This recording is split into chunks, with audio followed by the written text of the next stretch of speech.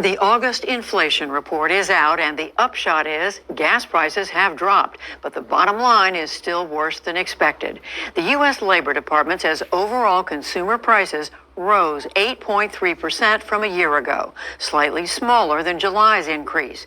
But the rate of increase for core items, not counting food and fuel, surged more than 6% from a year earlier.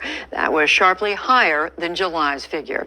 The report triggered Wall Street's worst day since June of 2020, amid fears of more interest rate hikes.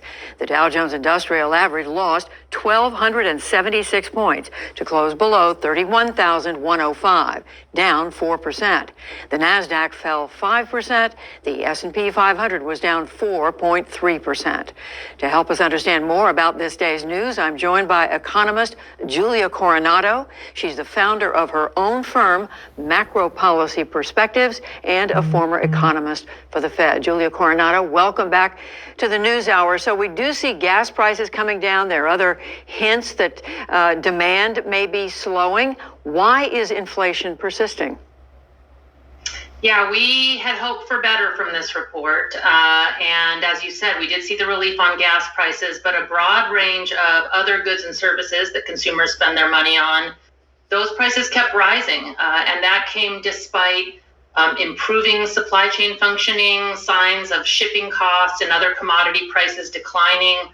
All of that had led us to hope and expect more of that relief passed on to the consumer, but we just didn't see that. We haven't seen that. Areas like new cars and furniture prices continue to rise despite, as you noted, moderating consumer demand, improved production and supply chain operations. So far, that relief that we are seeing in the wholesale level is not being passed along to consumers. So I'm hearing you said that twice now, not passed on to consumers. Why isn't it being passed on by these companies to consumers? Well, we're going to be in a tug of war in the next few months. Companies, especially companies that sell goods that consumers bought in scale during the pandemic and were relatively price insensitive because they were in lockdown. Those companies enjoyed really healthy, strong profit margins through the pandemic. And they're trying to hold on to those profit margins and not accept narrower margins. And so it's really going to be up to competitive pressures in markets like cars and furniture for consumers to, express their sentiments with their wallets and force some bargaining and some relief. And so it's going to be a process that will play out probably over a number of months. So do I understand you to say that a lot of this, much of this, is at the discretion of these big companies that determine prices? Yeah, this is an inflection point in the economy. We are seeing we're seeing demand slow. Consumer spending has slowed down quite a bit from the soaring numbers of last year.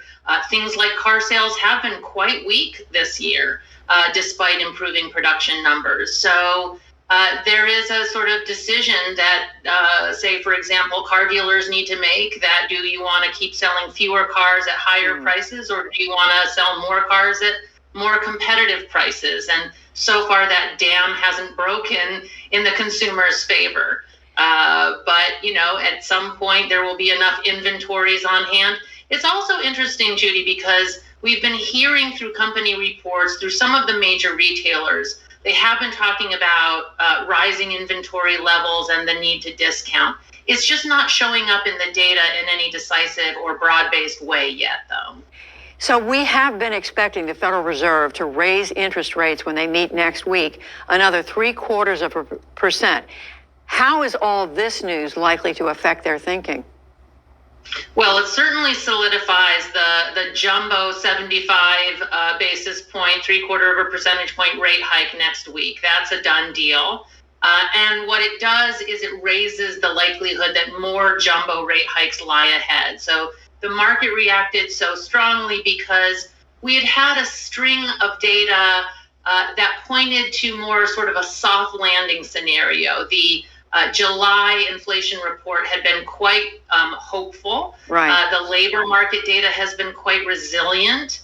And so that data spoke to maybe the U.S. economy will make it through this rate hiking cycle without going into a recession. This report is a vote on the hard landing side. It suggests that the Fed is going to have to keep raising rates until we really see broader based relief on the inflation front. It can't just be gas prices. And just in a quick nutshell, the health of the overall U.S. economy? So we're still growing. I mean, certainly the labor market has been quite strong. The unemployment rate remains well below 4%. That's a very low unemployment rate. And consumers are feeling a bit better from that relief on gas prices. So overall, we're still kind of muddling along, growing, not tipping into a recession yet. But again, I think the risk of that kind of a scenario for next year, that's what the market is seeing. The risk of that scenario is rising if inflation doesn't cool off. Julia